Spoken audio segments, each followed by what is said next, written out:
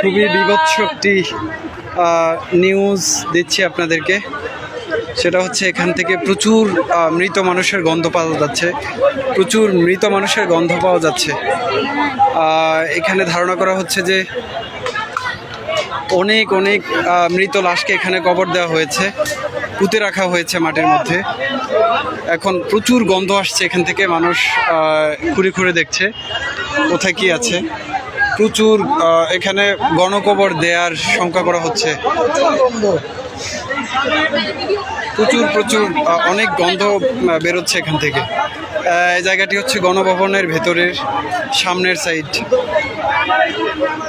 অনেক মানুষকে এখানে পুঁতে রাখার আলামত পাওয়া যাচ্ছে। আমি আপনাদেরকে একটু দেখাচ্ছি।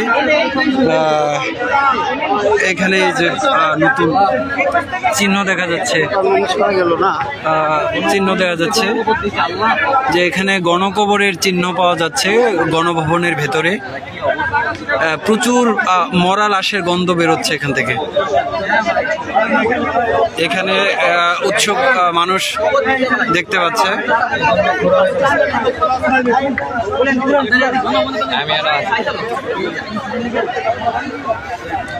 অনেক লাশের গন্ধ বেরোচ্ছে এখান থেকে।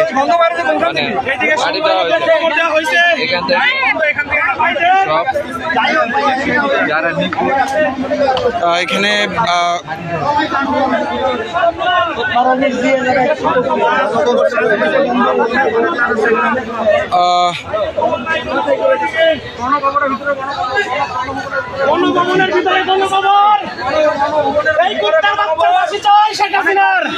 ভাই এখানে আপনি কি শঙ্কা করছেন?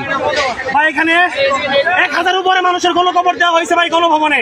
জি, 1000-এর উপরে গণকবর দেওয়া হয়েছে। এই স্বৈরাচারী সরকার আমাদের ছাত্রদের গণকবর দিচ্ছে, সাধারণ মানুষের গণকবর দিচ্ছে। ওরা ফাঁসি চাই, ফাঁসি। ওর কুত্তার মতো বিদায় মারতে চাই আমরা জনগণ। বলার নাই। জি জি, ধন্যবাদ। ফাঁসি দেওয়া, ফাঁসি দিতে হবে ভাই। এখানে সবার দাবি একটাই, ফাঁসি দিতে হবে। জি, ইনশাআল্লাহ। জনগণের একটাই দাবি, সাধারণ মানুষের দাবি, আমাদের ছাত্রদের দাবি, সবার দাবি ফাঁসি চাই। আমরা আর কিছু চাই না, ফাঁসি চাই, ফাঁসি চাই, ফাঁসি চাই, ফাঁসি চাই। এই মুহূর্তে এখানে মানুষ ক্ষোভে ফেটে পড়ার মতো অবস্থা। প্রচুর গণকবরের সন্দেহ করা হচ্ছে এখানে গণভবনের সামনেই ভেতরে। তো এখান থেকে প্রচুর গন্ধ বেরোচ্ছে। এখানে টেকাই রায় হয়ে পড়ছে। এখানে চিহ্ন দেখা যাচ্ছে, অনেক নতুন কবরের চিহ্ন পুঁতে রাখা হয়েছে, পুঁতে রাখার চিহ্ন দেখা যাচ্ছে গণভবনের ভেতরে। আল্লাহ ভালো জানেন যে এখানে কি হয়েছে, কি পরিমাণ লাশ এখানে পুঁতে রাখা হয়েছে।